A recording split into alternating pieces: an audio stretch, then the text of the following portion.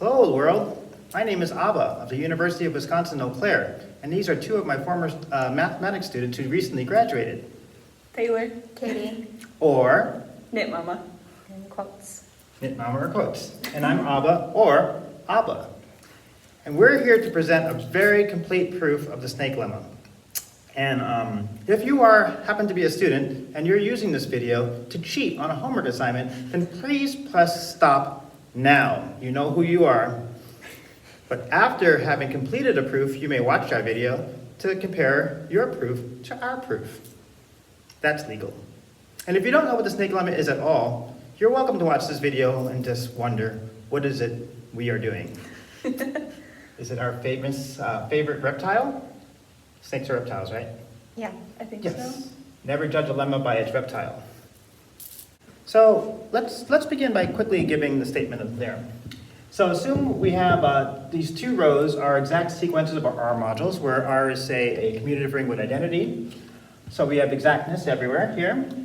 The following induces the following sequence of maps. Here we have the kernel of F mapping to the kernel of G, mapping to the kernel of H,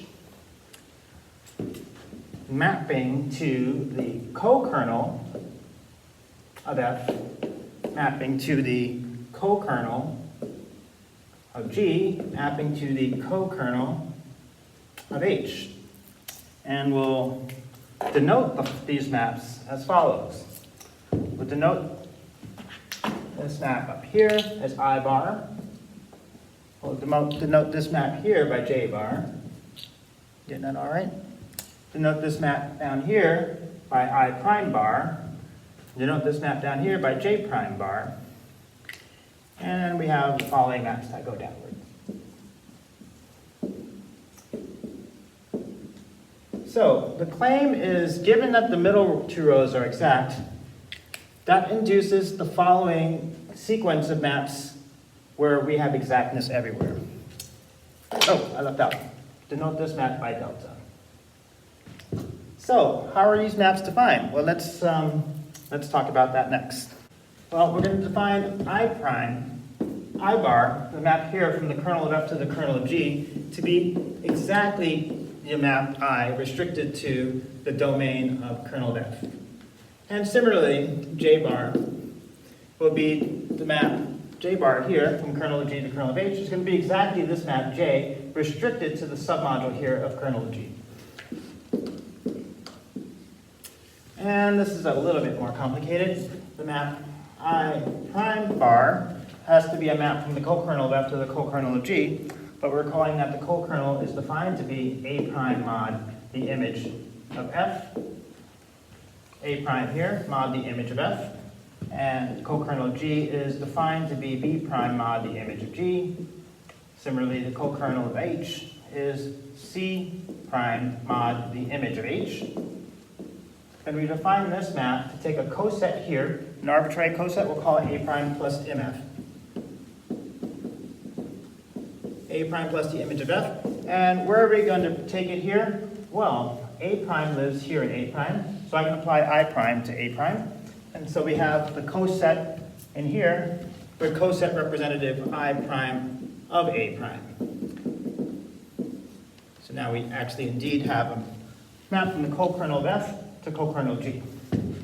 And then similarly, J prime will take a coset here, which will denote B prime plus image of G. And where are we going to take it here in the co-kernel of H? Well, we'll take it to, since the coset representative B prime happens to live up here, we can apply J prime to that and get the following coset representative J prime B prime inside this quotient. And then what's delta? Well, delta, we'll get to that one. It's a bigger deal, the connecting homomorphism. We'll get to that later. It won't fit in the space here. Is this supposed to be J prime bar? J prime bar. Oh, thank you very much. Should we start that over? No. Okay, sorry. J prime bar. Sorry, I think that's a good typo to have. Thank you. Just give me a minute. This is why it's very important to have very attentive students. That made no sense. Like, you cannot apply J prime to a coset because J prime is a map from B prime to C prime. Thank you. Katie, our quotes will show you these are well defined. Taylor, our knit mama will show you these are well defined. And then eventually I'll show you what this map is and that it's well defined. So let's take a pause and show you what we want to show. Okay, so to prove the snake lemma, there's a lot of things we need to show, and all three of us are going to be showing different parts. So we'll let you know what we're showing right now. Okay. I will be showing that I bar and J bar are well defined.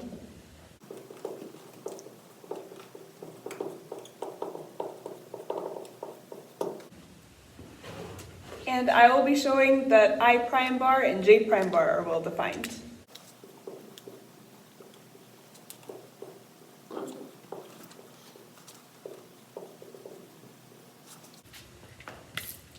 And I'll be constructing delta and showing you that the map delta is well defined.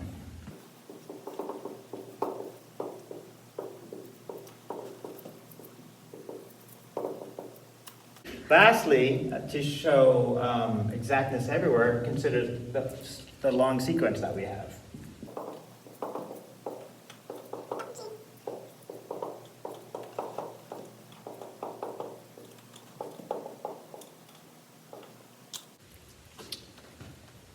And then Taylor and I will both be showing exactness at the kernel of G.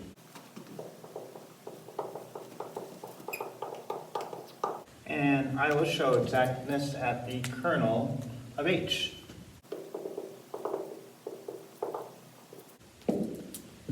And Katie and I will be showing exactness at the co-kernel of F.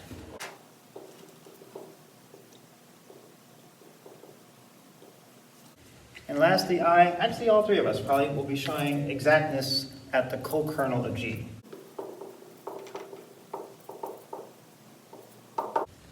So to that end, I guess let's start. Hit it, Katie. Quotes. So as we mentioned earlier, we'll now show that I bar and J bar are well defined. So to begin, we'll define I bar equal to I restricted to the domain kernel of F. And similarly, J bar is defined the same way, but we will be omitting that proof since it's analogous to the proof for showing that I bar is well defined. So to begin, we'll let A be in the kernel of F. So then our goal is to show that I bar of A is in the kernel of G. So by the commutativity of the left square, we see that Gi of A is equal to I prime F of A.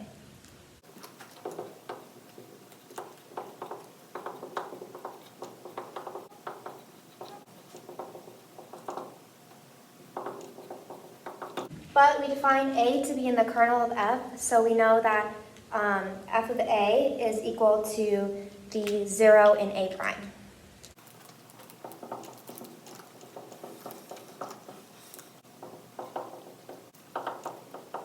So now consider the following sequence of equations.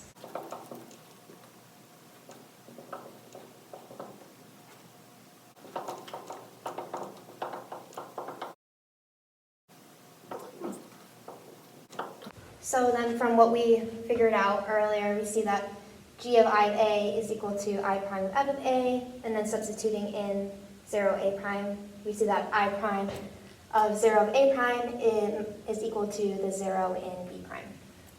Hence, we see that I of A is in the kernel of G. But we also know that A is in the kernel of F, so it follows that I of A is equal to I bar of A.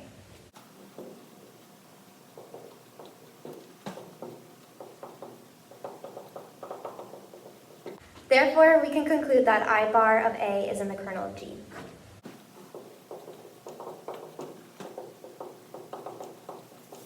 This is what we wanted to show, so now we know that I bar is well defined.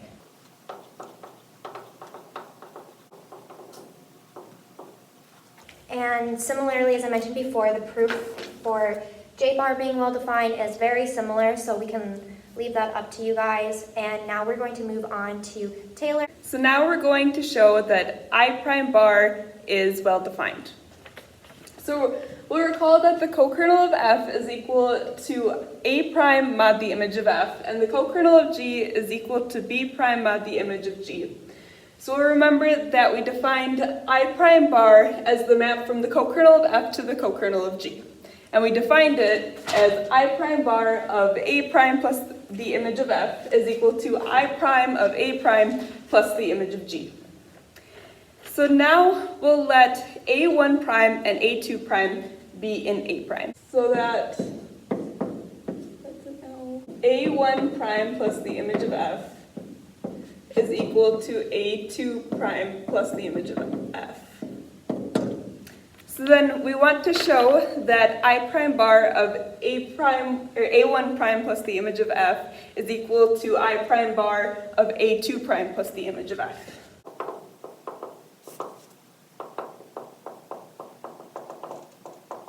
We can see that A1 prime minus A2 prime is in the image of F.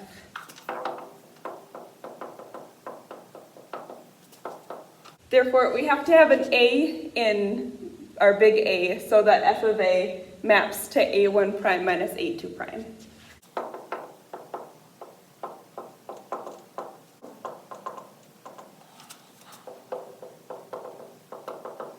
Then we know I prime of A1 prime minus A2 prime is equal to I prime of F of A.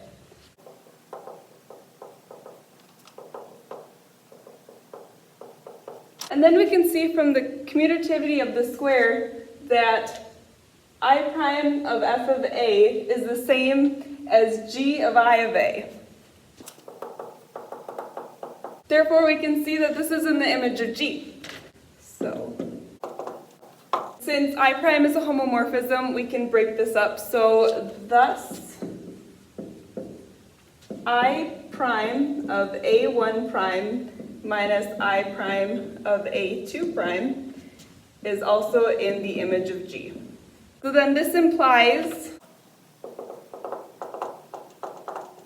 that I prime of A1 prime plus the image of G is equal to I prime of A2 prime plus the image of G.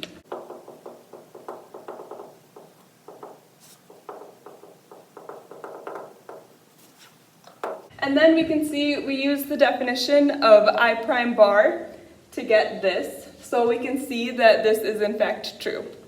Therefore, we can conclude that I prime bar is well defined.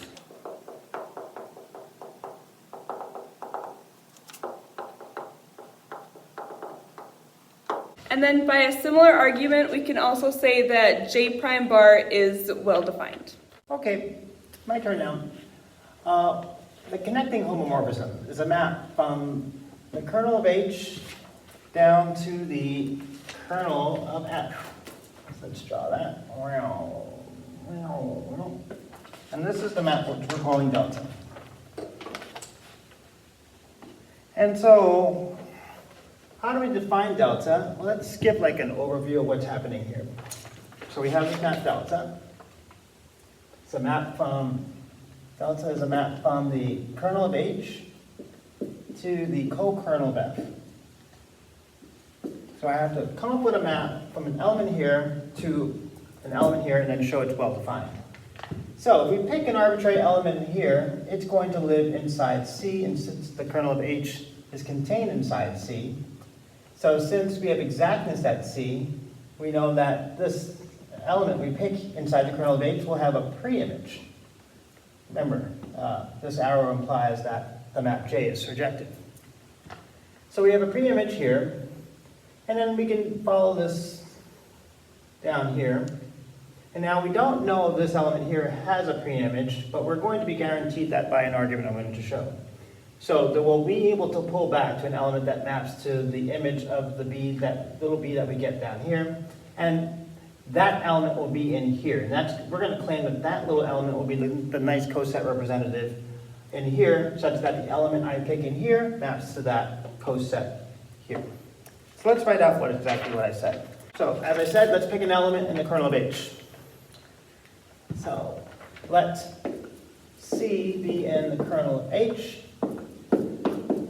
Then we know that the C that lives up here actually lives in here, and by exactness at C, at the point C, we know there exists an element, little b, living in here that maps to that C. And there exists little b in big B such that J of this little b is equal to the C that we picked in here that also lives in there. All right. By commutativity of this right square, H of J of B is equal to J prime of G of B. Yeah? By commutativity of the right square, we know that J prime of G of B that we pick up here is equal to H of J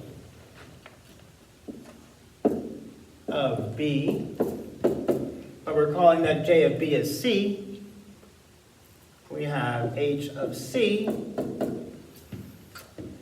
but then H of C, well, remember, where does C live? C lives in the kernel, so H of C is, anybody? Is 0 C prime. 0 and C prime. Thank you.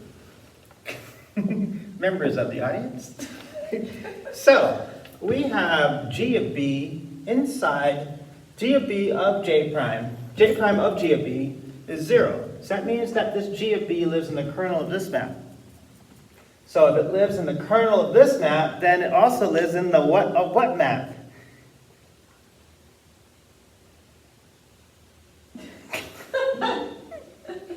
So if G of B lives in the kernel of this map, then it must live in the Image of I prime. image of this map, yes. So G of B lives in the kernel of J prime.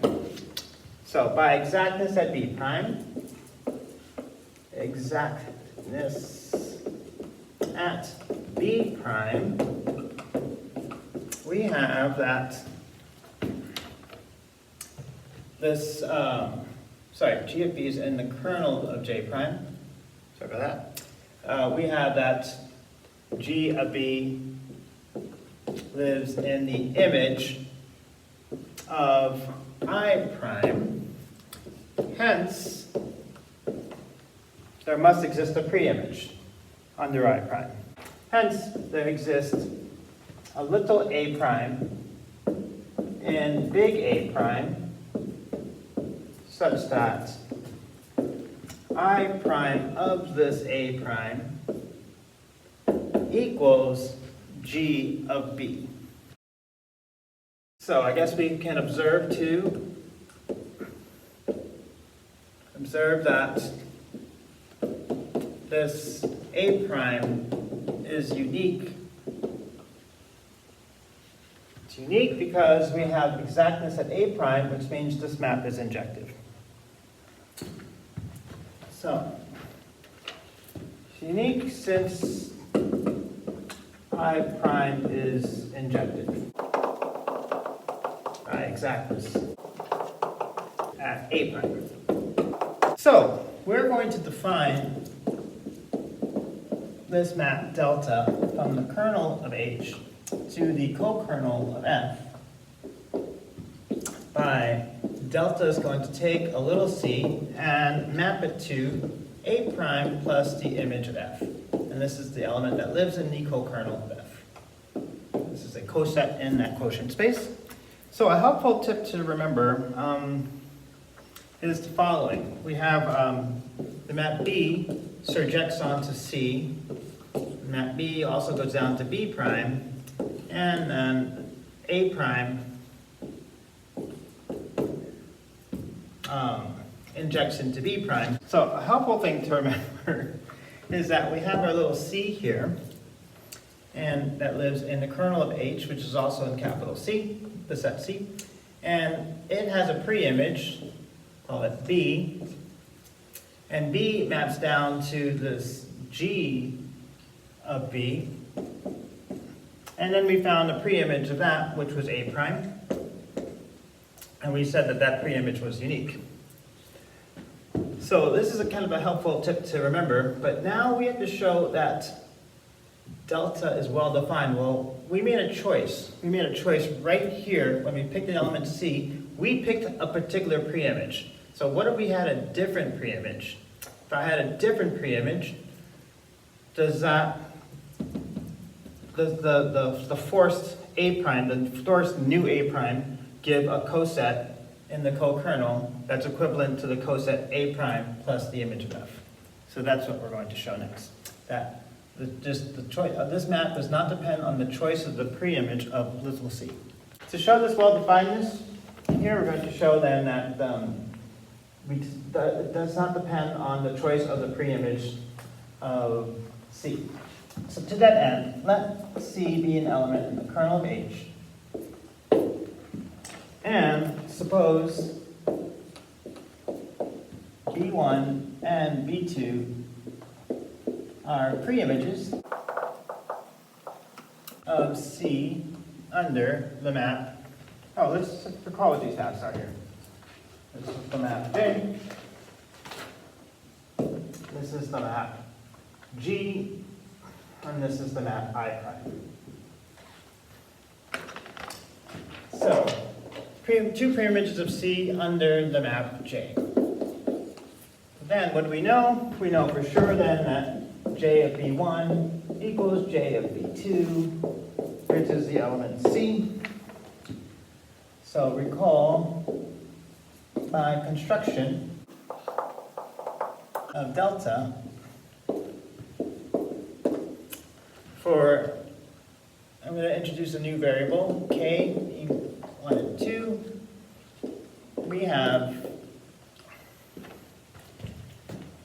J prime of G of B sub K is equal to H of J of B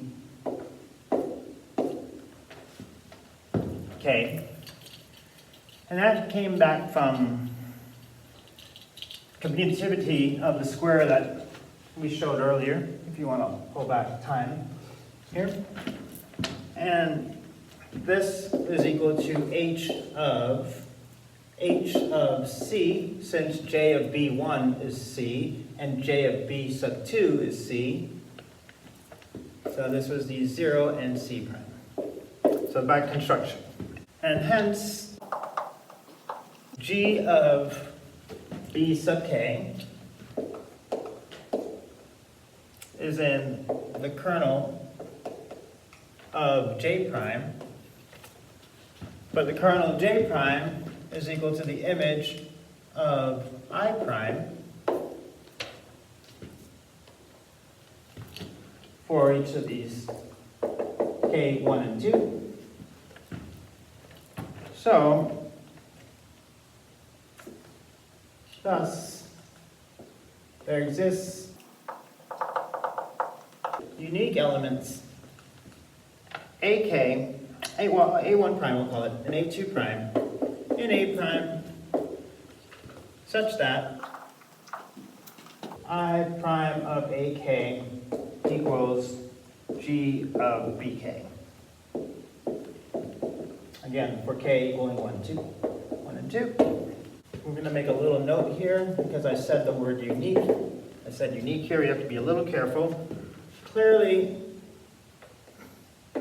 if B1 equals B2,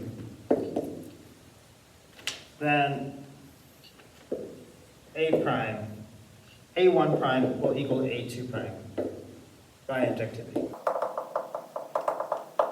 of the map I prime. That's a little minor note.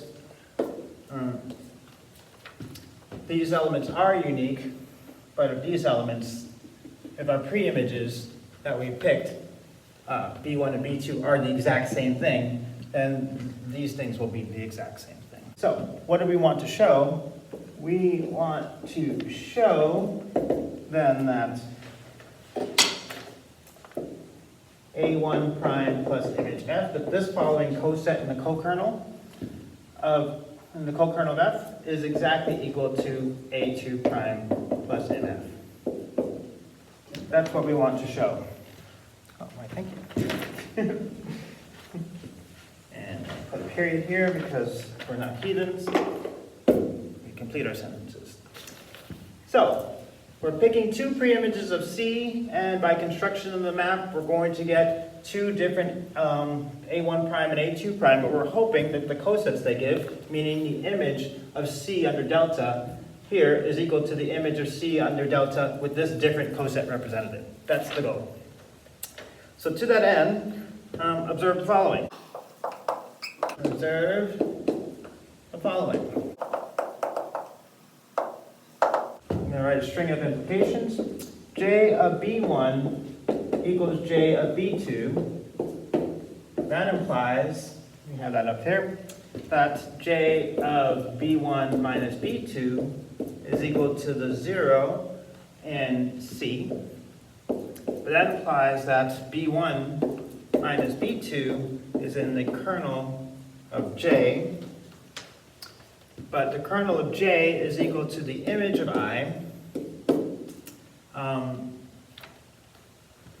by exactness at B.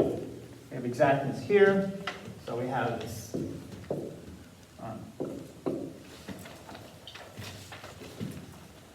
I here. This is going down F here. So by exactness here, we have the image of I is equal to the kernel of J. So that must mean then that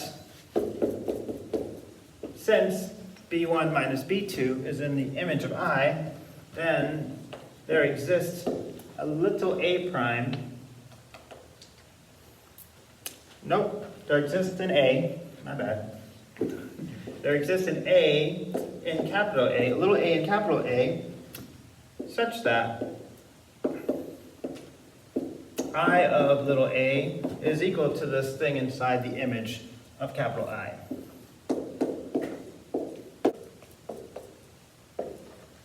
We have the following string of equalities. I prime of f of A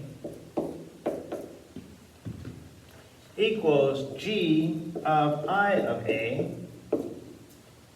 And why does that follow? That follows by I prime of f of A is equal to g of I of A. That's following by, this little note, is by commutativity of the left square. But g of I of A, we can recall, is g of B1 minus B2, since B1 minus B2 is I of A. And this equals, since G is a homomorphism, this is G of B1 minus G of B2, which is equal to I prime of A prime minus I prime of I's prime of A1 prime minus I prime of A sub 2 prime. So what do we have here? We have I prime of f of A equals I prime of A1 prime minus A2 prime. So I have I prime of f of A equaling I prime of A1 prime minus A2 prime. I can now use the injectivity of I prime to say that f of A must equal A1 prime minus A2 prime. I needed a new board.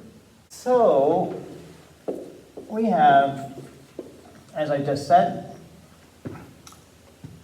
I prime of f of A equals I prime of A sub 1 prime minus A sub 2 prime.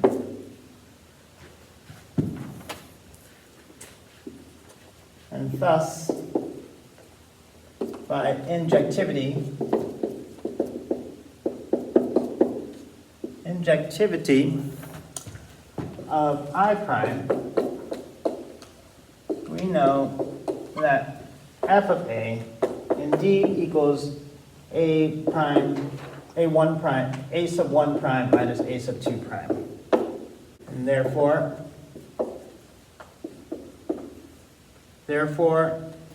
a1 prime minus a2 prime is in the image of f. But then going back to basic coset theory, that implies that a sub 1 prime, the following coset in the co-kernel of f is equal to the following coset in the co-kernel of f. Therefore, delta is well defined, as desired. What are we putting? Little boxes? Okay.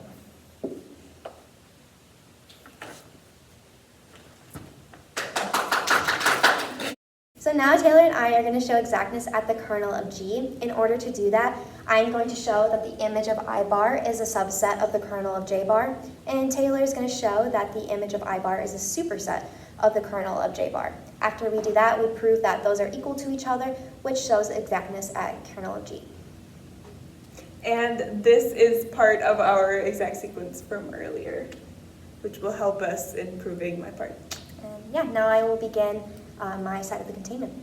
So first off, it suffices to show that J bar composed of I bar is equal to the zero map from kernel of F to the kernel of H.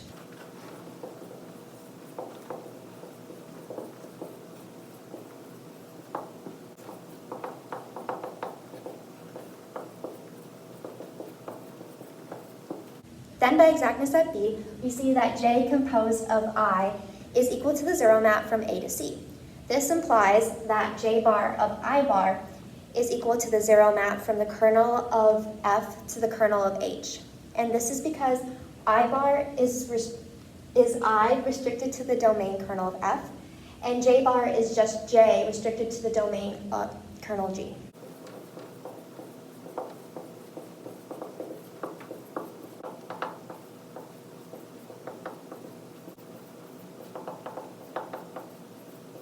Now consider the following set of equalities.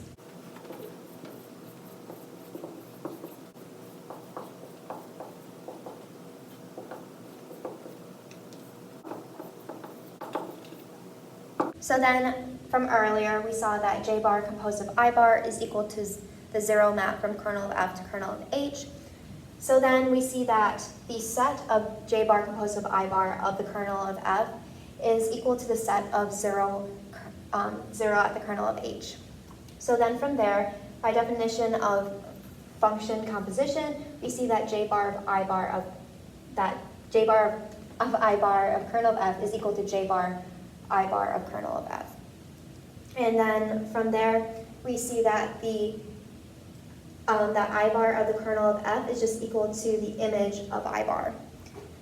So then we see that J bar, the image of I bar, is equal to the set of zero at the kernel of H, which means that any element in the image of I bar will be mapped back to the zero of kernel of H. From that, we can conclude that the image of I bar is a subset of the kernel of J bar.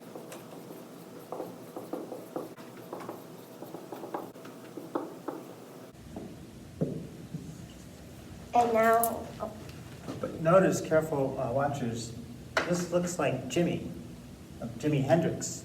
Oh, sorry, he's left-handed. And now Taylor is going to show the opposite containment. Alrighty, so now I'm going to show that the image of I bar is a superset of the kernel of J bar. So first, we're going to suppose that there's a B in the kernel of J bar.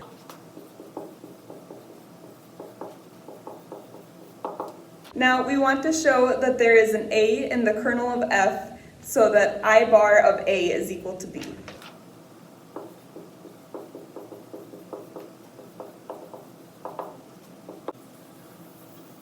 So then, since B is in the kernel of J bar, we know that B is in the kernel of G, which also implies that it's in big B. so. And we also know that J bar of B is equal to the 0 in C. So then, since our assumption that B is in the kernel of J bar, we know that B is also in the kernel of J.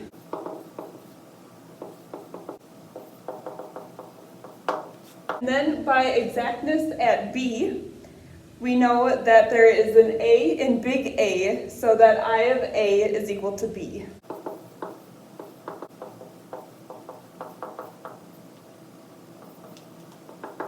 So now it suffices to show that A is in the kernel of F, and that I bar of A is equal to B.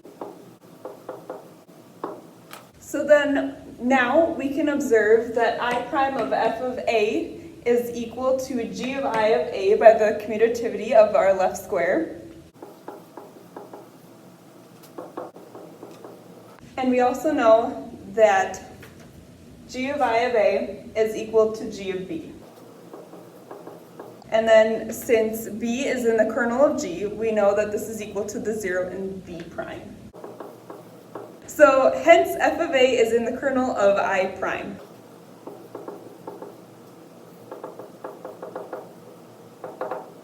So we remember from before that there is a 0 down here, which makes I prime injective. So now, since I prime is injective, we know that the kernel of I prime is equal to only the 0 in A prime. And this implies that F of A is equal to the 0 in A. And now we can see that A is in the kernel of F, as we desired. And we also know that I bar of A is equal to B.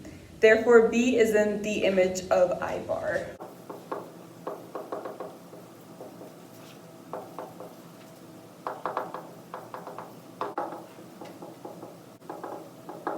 So then we can see that, or we want to show us fulfilled. So the image of I bar is a superset of the kernel of J bar.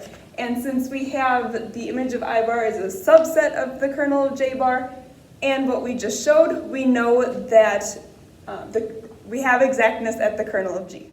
Okay, so now part 4b is exactness at the kernel of H. Remember the kernel of H, we have the map J bar to the left, and then we have that long snaky path delta, which goes from the kernel of H to the co-kernel of F. So our goal is to show that the image of J bar equals the kernel of delta is the subset of, is equal to the kernel of delta. So we'll do that in two parts. We're going to first show that the image of J bar is contained in the kernel of delta.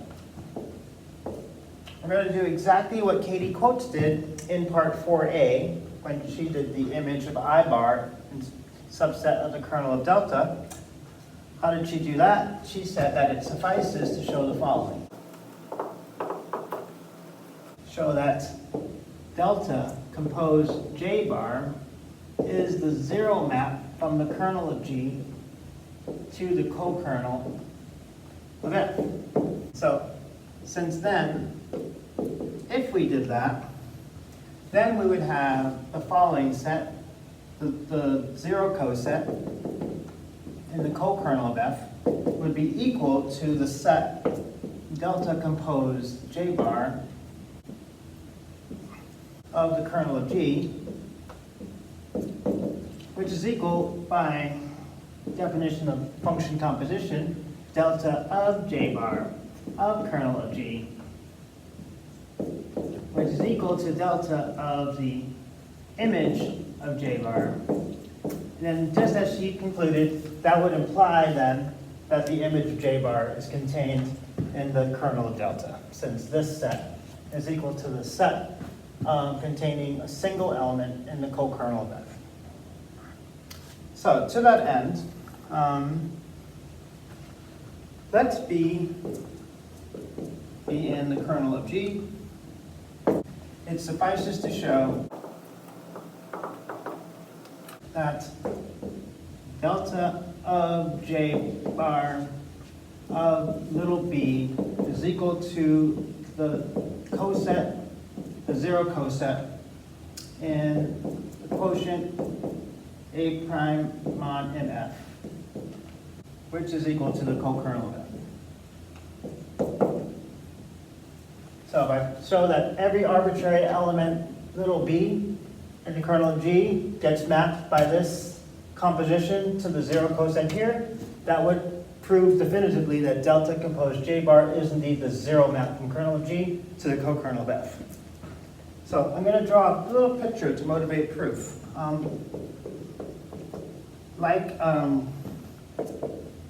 Katie quotes, and Hit Mama, I have the superpower of superhuman speed. All three of us are robots. So I'm going to draw this really fast to save time, because I'm a robot, like Taylor and Katie. Okay. So here we go. Hold on to your hats, everybody. I'm going to do this real fast now, even faster than they did it. All right, you can go faster, right? Okay. 1, 2, 3, go! Whoa! Oh my gosh. Okay, so that was really fast. I forgot to put some maps, but let me put the names of these maps. This was J bar. This is the map J. We never gave that a name, but it's just inclusion because the kernel of H is included inside set C. We have the map G here, and we have the map I prime. So we're picking this B in the kernel of G. I want to show that delta composed J bar of this thing, of this little b, is the zero map here in the co-kernel of F. So let's just follow along. I have a little b up here. And so this maps to J bar of B. But J bar of B is an element of the kernel of H. But the kernel of H is a subset of C. So this J bar of B is literally J of B, which lives in C. Remember, J bar is defined to be the map that is the map J restricted to the kernel of H. So this is the same element. We have surjectivity here, which means something maps to J of B. But of course I know that B itself maps there, maps to that element. And then we can follow B along down here to G of B. And we know that this G of B is equal to the 0 in B prime, because we picked B in the kernel of G. So G of B is equal to the 0 in B prime. And then by the definition of the map delta,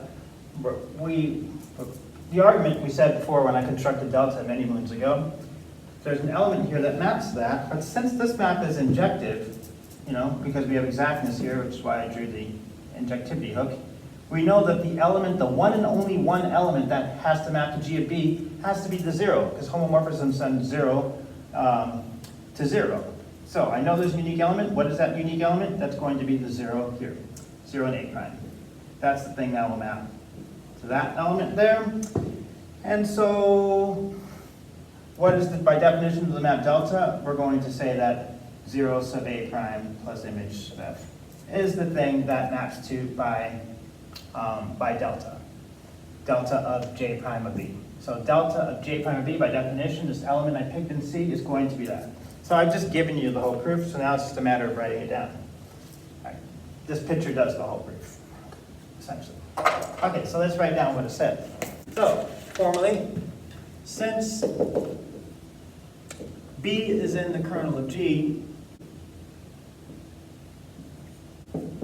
then J bar of B is in the kernel of H, which is a subset of C. So, A preimage of J of B under J is clearly B itself.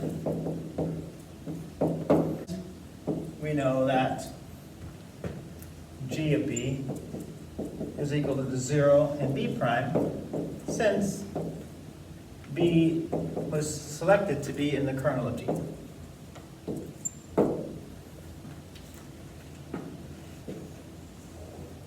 So, by construction of delta,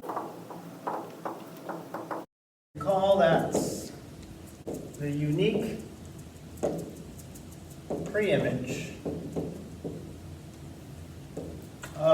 G of B, the unique preimage of G of B under I prime, an injective map we just provided you, of course this is an injective map, is the element A prime, little a prime and capital A prime, such that delta of J of B is equal to the coset A prime plus MF in the co-kernel of F. Since G of B is the 0 in B prime, and I prime is injective, this preimage is, as I said before, the 0 sub A prime. So that is indeed the A prime here. And therefore, delta of J bar of B, delta of J bar of B is equal to the 0 coset in the co-kernel of F. So remember, I wrote delta of J of B here, but that's defined by J of B because we know that this J of B here is the exact same J prime of B. Oh, sorry, the audience, you're over there too. Okay. So, since B was an arbitrary element in the kernel of G, and we show that delta composed J bar of B is equal to the 0 coset here, that means delta composed J bar is the 0 map, right? That clearly says that.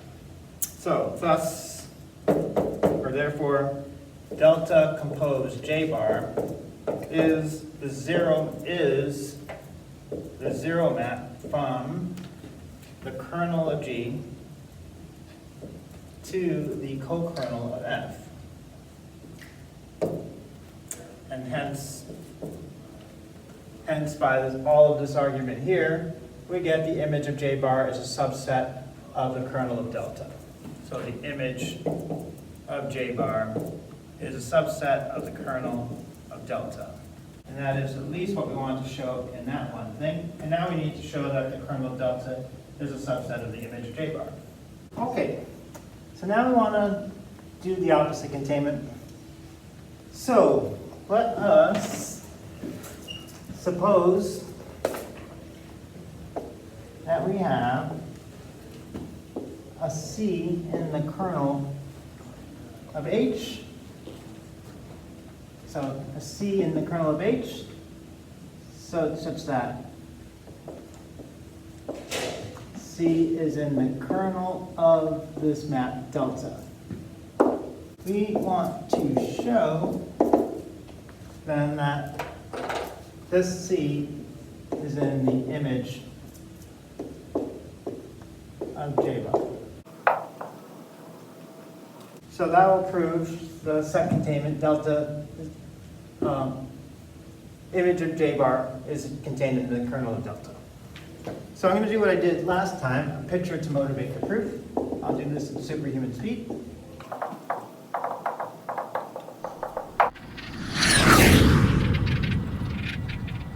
Whew, that was tiring. Okay, now let's name these maps. All the names of these maps. As I did over there, I'll do it in green. We had J bar, then we had the long squiggly map. This full kernel, these are the same thing, but I'm going to just write it like this for now. That set is exactly equal to that set. And then we have J, we have I, we have J prime, we have I prime, and then we have F, G, and H. Okay, so what's the process here? The process here is the following. We're going to pick, we have this C that's in the kernel of H. It's also in the kernel of delta, so that means under delta, this thing maps to the 0 coset in the co-kernel of f, which is 0, a prime plus m sub f, m of f. But since c lives up here, it's also the same little c that lives here.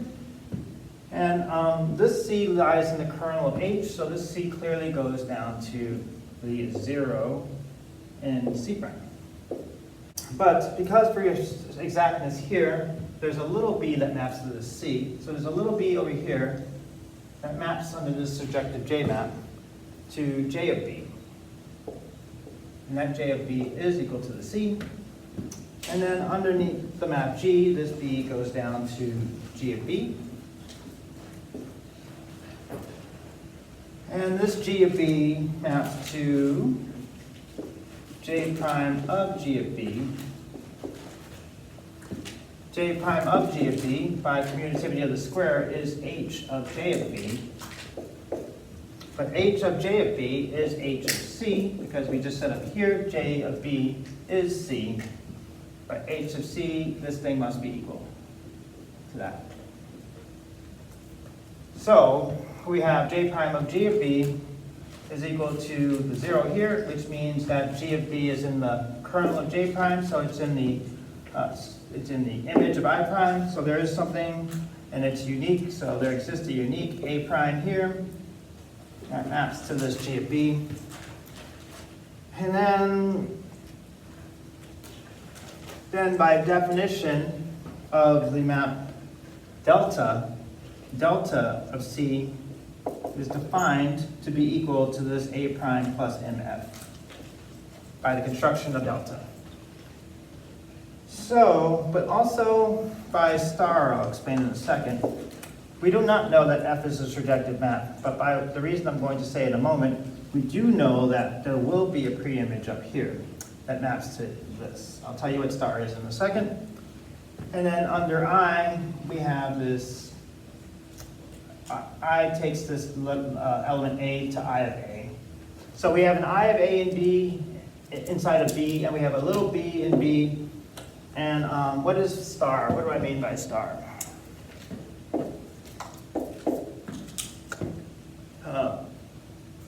Well, we have that C is in the kernel of delta. That's given. C is in the kernel of delta. But then that means then that delta of C is in the 0, maps to 0 in the co-kernel. So that's the 0 coset, 0 prime plus MF. That implies then that A prime plus MF is equal to the 0 A prime plus MF. So if I have this coset, A prime plus MF, equals to this coset, 0 A prime plus MF, that forces that A prime must be an element of the image of F. And that's the hardest part of this whole container.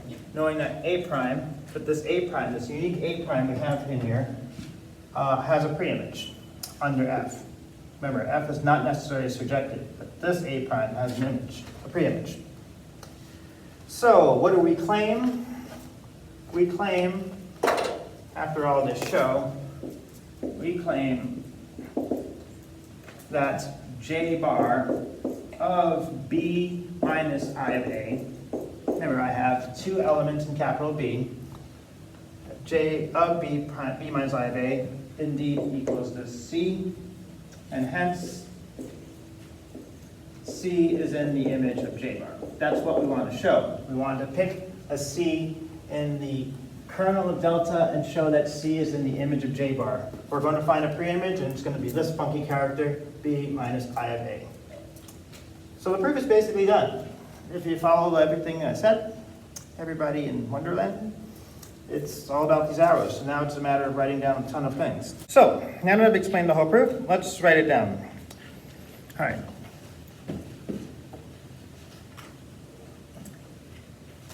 So the proof. Since C is in the kernel of delta, then delta of C is equal to the coset in the co-kernel. But also, we have C, an element of big C. So there exists a little b and big B such that J of B is equal to this little c, since J is surjective. Use this a number of times by exactness at B. But also, C is in the kernel of H, so H of C is equal to the 0 in C prime, as we showed here. By commutativity of the right square, as the proof gets long, I'm abbreviating commutativity, and I think that's okay. By commutativity, we have the fact that J prime of G of B is equal to H of J of B, but H of J of B is H of C, since J of B is equal to C, and since C is in the kernel of H, this is the zeros of C prime, and thus this G of B is in the kernel of J, which is equal to the image of I prime, J prime, oh, little typo, no need to, anyone fret, J prime, my bad, audience, all good, J prime of G of B, so thus, G of B is in the kernel of J prime, but kernel of J prime is equal to the image of I prime by exactness at B prime, so this is by exactness at B prime, which implies then that there exists A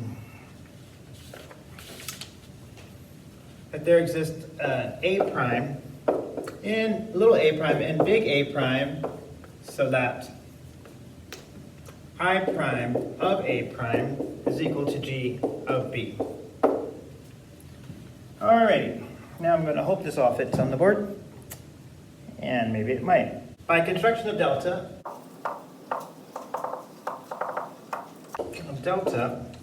we have the fact that delta of C is equal to A prime plus image of F. But C lying in the kernel of delta implies that delta of C is also equal to the 0 sub A prime plus MF, so to this other coset. But delta is a well-defined function. You can't take C to two different places. So that means then that these two cosets coincide. A prime plus MF is equal to the 0 sub A prime plus MF, which implies then that A prime is in the image of F, as I pointed out in star here. So there exists a little a in fatty A such that F of A is indeed this A prime. So by commutativity of this left square, we have I prime of F of A equals G of I of A. So I commutativity, abbreviated for speed, of left square, we have G of I of A equals I prime of F of A, which equals I prime of A prime. Remember, F of A is equal to A prime. F of A is equal to A prime. I prime of A prime is G of B. That followed up here. Okay, so we have G of I of A equals G of B. So G of I of A equals G of B, which implies that G of, I can subtract G of I of A from both sides, so I get G of B minus I of A is equal to the 0 of B in B prime. So now we're getting really close to the end of the board. And hence, I don't know what I'm going to do. Well, I guess we'll see in the video. So thus, thus, B minus I of A lies in the kernel of G. So B minus I of A lies in the kernel of this G. So we're going to set fancy little B tilde to be this B minus I of A. Okay.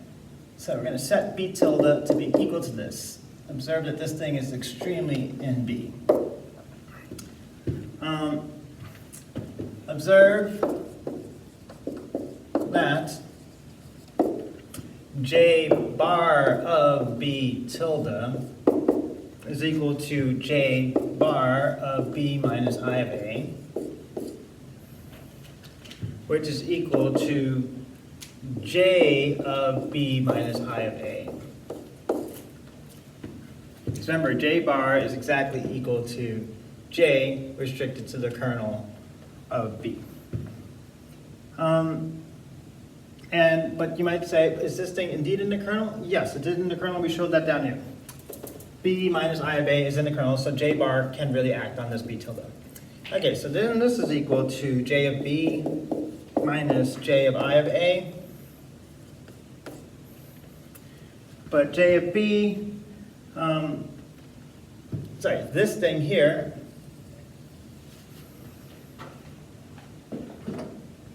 is the clincher. This thing equals the zero. If we go back to the row is exact. So J of I of A is the zero map from the kernel of A, from A to C. So this has to be the zero in C. Right. So what we have here is, well, let me elaborate on this. J of B minus 0 sub C, since exactness at B implies J composed I is the zero map from A to C. So recall that J of B equals C. Recall J of B equals C. And then since J bar of B tilde is equal to J of B, J bar of B tilde is equal to J of B. I can ignore that 0 sub C. J of B equals C. We conclude finally, that this C is in the image of J bar as desired. So the image of J bar is equal to the kernel of delta. Therefore, we have exactness at kernel of H, as we desired. Kernel of H.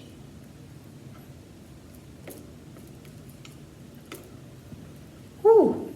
So now, Katie and I are going to discuss exactness at the co-kernel of F. So I will be discussing the image of delta is contained in the kernel of I prime bar, and Katie will be showing the proof for the image of delta as a superset of the kernel of I prime bar. So first, we're going to let C be in the kernel of H. And then by the same reasoning as in the part of the proof that Ava just did with the image of J bar super containing the kernel of delta, we know that there is a little b and capital B, so that J of B is equal to C. And there also exists a unique A prime in big A prime, so that I prime of A prime is equal to G of B.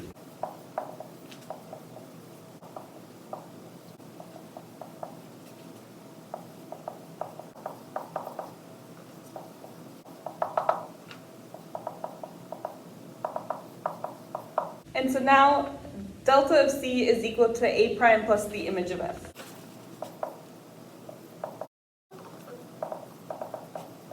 Now we want to show that delta of C is in the kernel of I prime bar.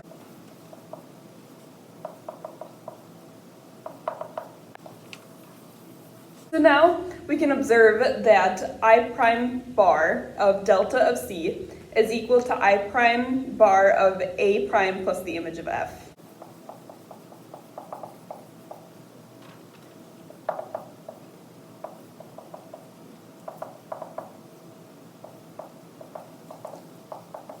And then by our definition of I prime bar, we know that this is equal to I prime of A prime plus the image of G. And then we also know from up here that I prime of A prime is equal to G of B. So I prime of A prime is also in G. So this is equal to 0 plus the image of G, since this is contained in G, in the image of G. Thus, delta of C is in the kernel of I prime bar.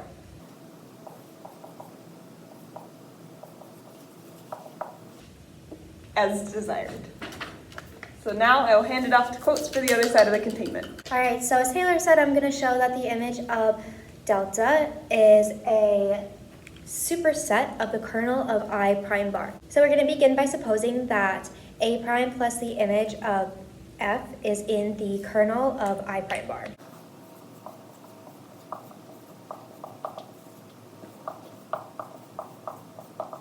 Our goal is to show that A prime plus the image of F is in the image of delta.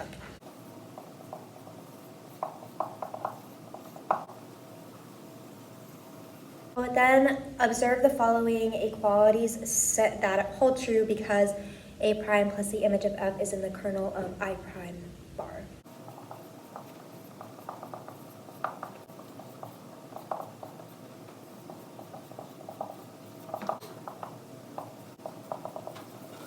So then we see that I prime bar of A prime plus the image of F is equal to I prime of A prime plus the image of G by definition of I prime bar. And then that is equal to the 0 in B prime plus the image of G. And this implies that I prime of A prime is in the image of G. So then we know that by definition there must be a little b in big B such that I prime of A prime is equal to G of B.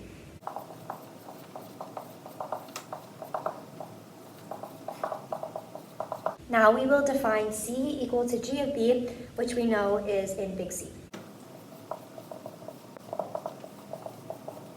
So now observe the following equalities, which is true because of commutativity of the right square.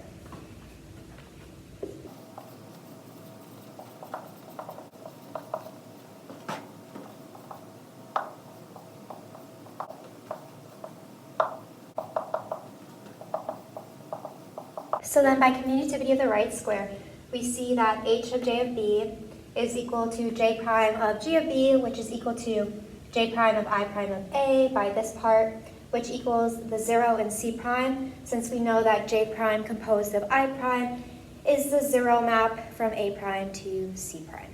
And this is true because of exactness at big B prime. Thus, we see that h of c equals h of g of b, which equals the 0 c prime, 0 c prime.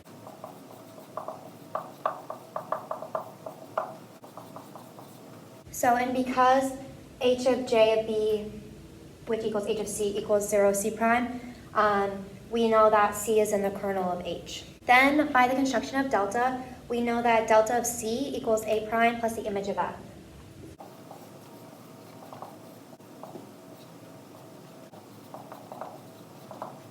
And then, in order to show why that's true, Abba is going to draw a picture.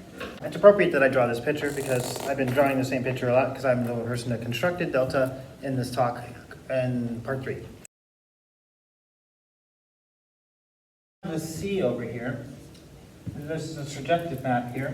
Oh, sorry, the maps. So, we're justifying why delta of C is equal to A prime plus MF. Recall if we have a C here, it has a pre-image, a little b, and maps to that C. and then this maps down to G of B, and this gets taken to J prime of G of B, but that should also be equal to H of J of B, commutativity of this red square, H of J of B, but J of B is what lies in the kernel? C lies in the kernel. C is in the kernel of H, so this maps down to the 0. So C prime. And so we have then that G of B is in the kernel of J prime, so G of B is in the image of I prime, and that guarantees this A prime maps to the G of B. So that is just recalling why delta of C is A prime plus MF. So then by what Ava showed and the earlier part of the proof, we see that A prime plus the image of F is in the image of delta.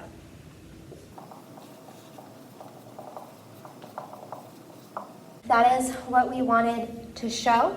So we know that the image of delta is a superset of the kernel of I prime bar. And then from what Taylor showed earlier, we also know that the image of delta is a subset of the kernel of I prime bar. From that, we can conclude that the image of delta is equal to the kernel of I prime bar, so we have exactness at the co-kernel of F. So the final step in the proof is to show exactness at the co-kernel of G. So that just requires to show that the image of I prime bar is equal to the kernel of J prime bar. So we'll do that in two subset containments. So like we did in some previous proofs, it suffices to show for this containment, it suffices to show that J prime bar composed I prime bar is equal to the 0 map from the co-kernel of F to the co-kernel of H. And we'll give the reason again, in case you do not remember, or this is the only part of the proof you're watching. Since then, we would have the set containing the single coset 0 sub C prime plus image of H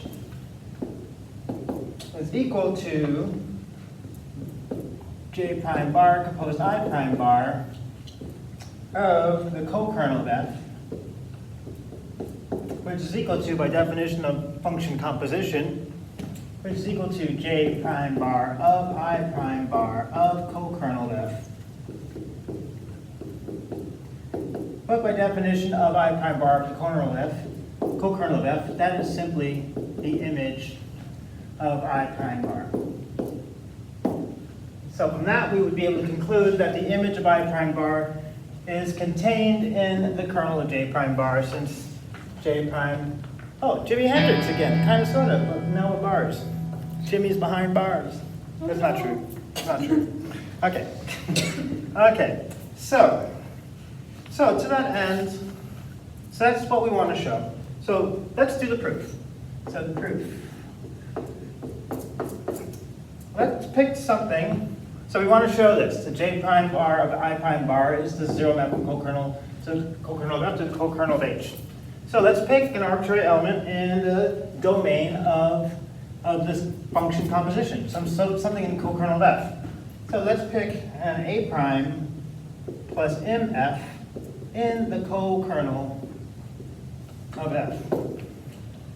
So what do we want to show? I need the blue chalk. We want to show J prime bar composed I prime bar of this A prime plus MF indeed is equal to the 0 sub C prime plus MH. If we show that successfully, then that shows that the composition J prime bar composed I prime bar is indeed the 0 map from the co-kernel of F to the co-kernel of H. So to that end, let's move on. So observe the following. Observe that we have J prime bar composed I prime bar of A prime plus MF is equal to, by definition of function composition, J prime bar of I prime bar of A prime plus MF. But then by definition of what I prime bar is, this is just I prime of the coset representative A prime plus the image of G. So we've got a new coset in the co-kernel of G. So this is, by definition, of I prime bar. And then here we have, this is equal to J prime of I prime of A prime plus MH, by definition of J prime bar, of J prime bar.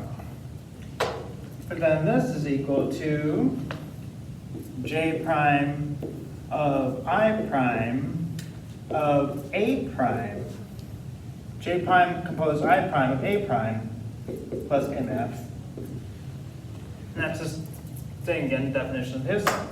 But then this is equal to which coset? So I asked random students who are walking by, hey, you walking by, J prime of I prime of A prime should be equal to what? 0 in the kernel of H. Yes, 0. So let's remember what these, the maps are so far away. I've drawn no maps. But remember we have A prime going to B prime going to C prime underneath the maps I prime and J prime. So if we hop skip twice like this and do this J prime composed I prime, this is the 0 map. Right? Okay, so wonderful. So this is really just 0 sub C prime. So since by exactness at B prime. So what does that say? Well, then that says J prime bar composed I prime bar of A prime plus MF is equal to the 0 coset in the co-kernel of H. That's exactly what we want to show. We want to show that. So that's it. That's all the bananas, right? The arbitrary element in the co-kernel of F maps to the 0 element in the co-kernel of H. So with all them bananas, we conclude then therefore that image of I prime bar is contained in the kernel of J prime bar. Okay, one more containment. So now I'm going to show that the kernel of J prime bar is contained in the image of I prime bar. So to that end, let's pick an element B prime plus NG in the co-kernel G such that B prime plus MG is in the kernel of J prime bar up here. So what do we want to show? We want to show B prime plus MG, that this particular coset is also lies in the image of I prime bar. So we want to find an element that maps under I prime bar to this element B plus MG. So to that end, let's do some work. Since B prime plus MG is in the kernel of J prime bar, then J prime bar of B prime plus MG is equal to J prime plus B prime plus MH. That's just by definition of the J prime map. But since we know that B prime plus MG is in the kernel of J prime bar, then this is equal to the 0 coset as follows. 0 sub C prime plus MH. And thus,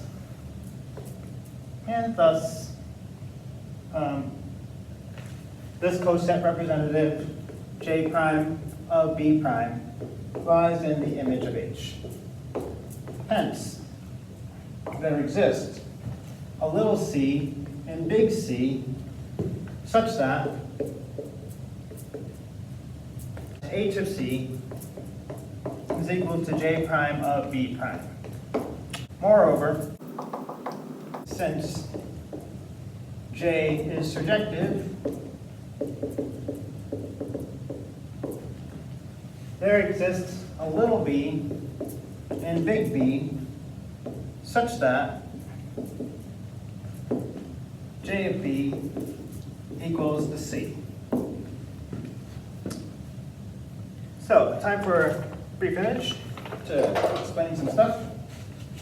So we have the B mapping to the C, mapping down to the C prime, mapping from the B prime as follows. And we have some maps. J, J prime, G, H. So we have this B that exists here that maps to the C element. Maps to the C element, little c here. So this is J of B.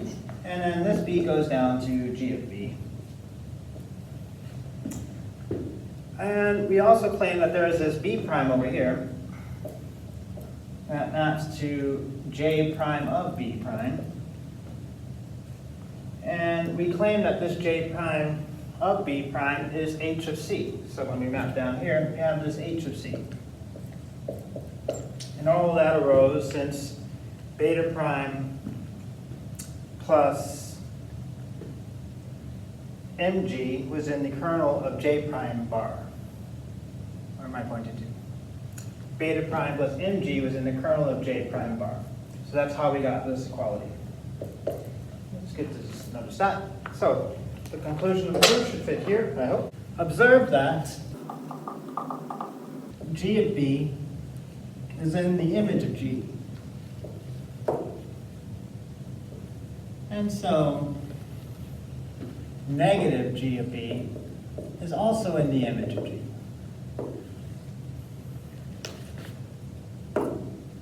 Mg is a submodule, so of course if GB is in there, its additive inverse is in there. So thus,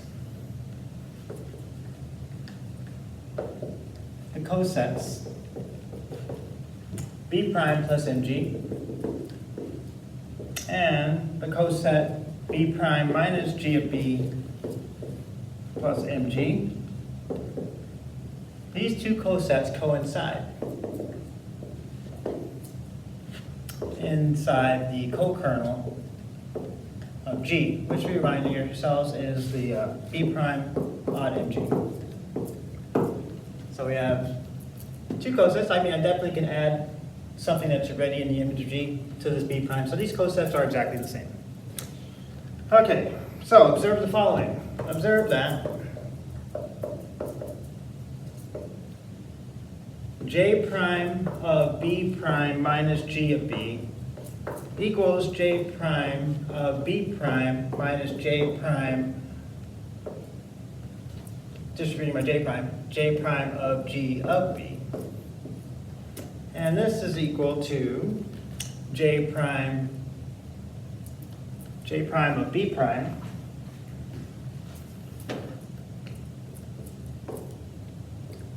minus H of J of B. Let's go down here. H of J of B is the same as J prime of G of B by commutativity of the right square. By commutativity of the right square. And unraveling this form, we have that J prime of B prime is actually equal to H of C. So, and then we have this, which we can rewrite again. But this is equal to, what is H of J of B? H of J of B is the same as, well, J of B is literally C. C minus H of C. Well, that's just a 0 in C prime. So, this is the proof that keeps on giving.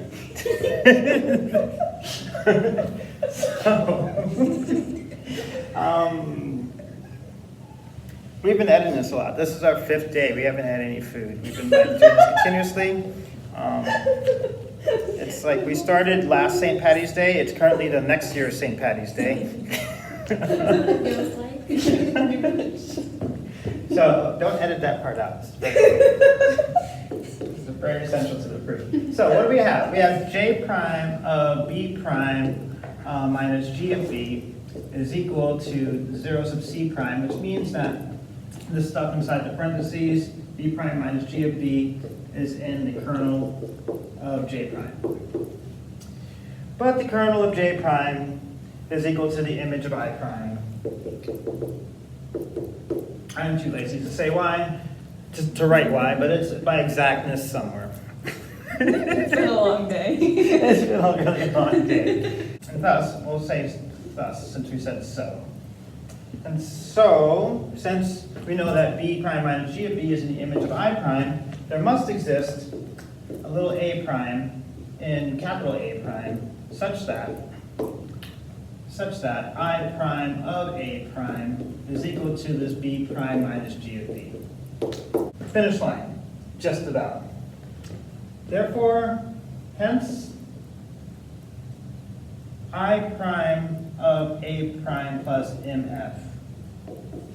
Now let's not lose the plot. We want to find a pre-image to B prime plus MG. We're betting and hoping that this thing maps under I prime to B prime plus MG. Okay, this is equal to I prime of A prime plus MG. But we've already said that this coset is the same as the following coset. Do you need I prime bar at the very beginning? Because it's not a coset. After hence. Oh, yes. Oh, yes. Yes, we do. Thank you for careful watching. Thank you for careful watching. Don't edit that. That's a real mistake. It's good to make real mistakes. Yes, I made no mistake. I prime bar. Okay. Of this coset, by definition, of I prime bar is equal to I prime of A prime plus MG. This coset in the co-kernel of G.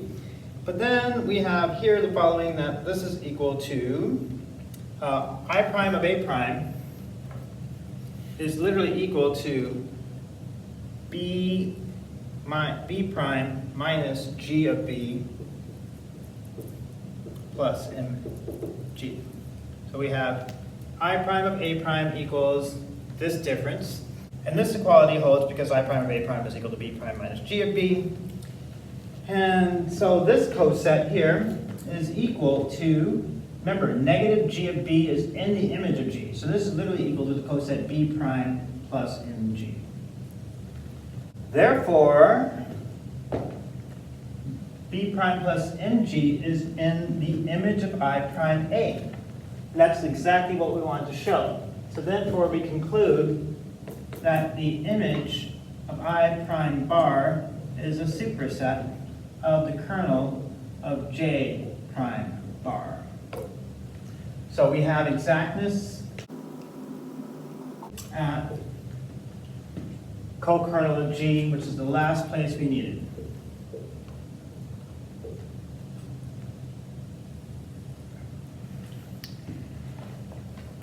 Damn. Damn. So we usually have to put a QED after non-trivial proofs, since this took us 1 year to create and 4 hours to record. We'll put a QED here. 5.5. Yeah. I don't know where the 4 came from. Yay! Come on. Woo! Yay! Okay. Okay. So remember, if you are sealing this proof, we're going to go just like, this is the end of the video. So we're going to go to all of the parts of the proof with the camera moving around. And so you can pause the image at each place. And remember, thank your bartenders. Tip us well. I'm just kidding. We're not your bartenders. This is not a bar. Okay. This is Knit Mama. This is Coates. Or what's your name again? Taylor. What's your name again? Katie. All right. And I'm Abba, or backward be Abba. Okay, let's follow around and go to the Yeah. all in one at a time. Everyone leave a comment and a like if you made it this far. Like a like. Yeah.